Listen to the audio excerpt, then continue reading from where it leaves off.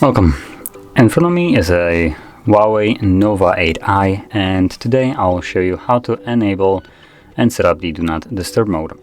So to get started, let's pull down our notification panel, expand it, and look for the toggle, which for me is right over here.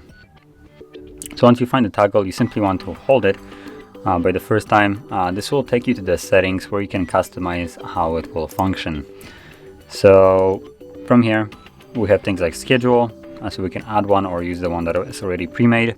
We can select calls and messages, so who can call us and message us, and then we also have the option for repeated callers. So as an example, if calls is set to no one, so while this mode is on, no one should be able to call us. With this toggle enabled, if someone calls us twice within a 15-minute period, they will completely bypass this option right here and still reach us. So anyway, once you go through all the settings right here, you can simply leave this section and simply tap on the toggle whenever you want to use it, like so. And there we go. Now once you're done with it, you can turn it off by again tapping on the toggle, which will obviously toggle it off.